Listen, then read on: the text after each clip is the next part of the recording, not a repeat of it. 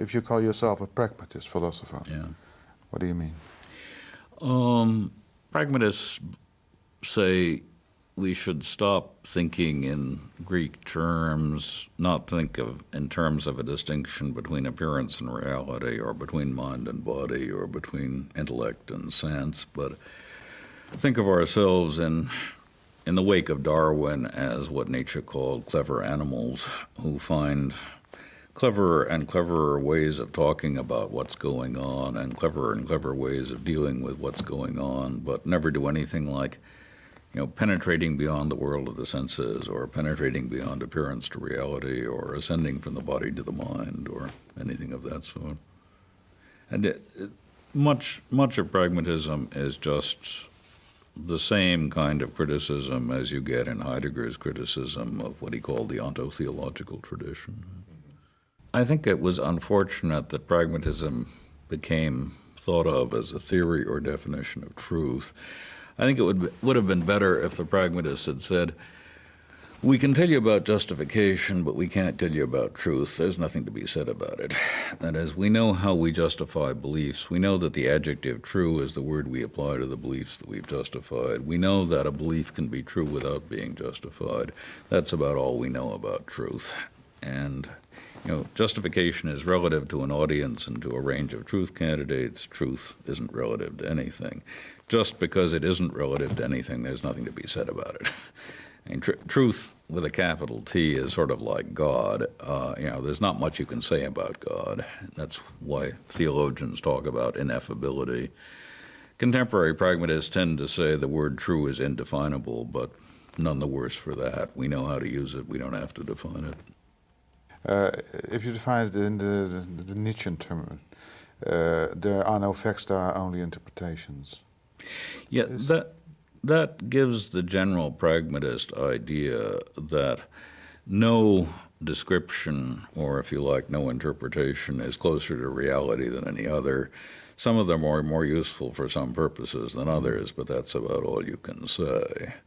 And Nietzschean perspectivism, which says, you can't rise above interpretations and get to facts, or dig down below interpretations and get to facts, is substantially the same thing as I meant before when I said that pragmatists try to get rid of the reality-appearance distinction. I mean, the Greek idea is that at a certain point in the process of inquiry, you come to rest because you've reached the goal. And the pragmatists are saying, we haven't the slightest idea what it would be like to reach the goal. The idea that the aim of inquiry is, conformity to correspondence to reality, or seeing the face of God, or substituting facts for interpretations, is one that we just can't make any use of. All we really know about is how to exchange justifications of our beliefs and desires with other human beings, and as far as we can see, that will be what human life will be like forever. So pragmatists regard the Platonist attempt to get away from time into eternity, or get away from conversation into certainty, as a product of an age of human history where life on Earth was so desperate and it seemed so unlikely that life could ever be better that people took refuge in another world. Pragmatism comes along with things like the French Revolution, industrial technology, all the things that made the 19th century believe in progress.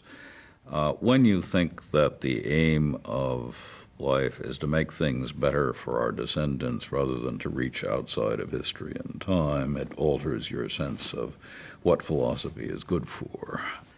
In the Platonist and theistic epoch, the point of philosophy was to get you out of this mess into a better place.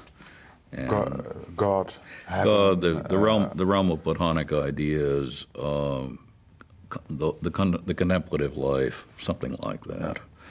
And the reaction against this Greek Christian pursuit of blessedness through union with a natural order is to say there isn't any natural order, but there is the possibility of a better life for our great-great-great-grandchildren. That's enough to give you all the meaning or inspiration or whatever that you could use.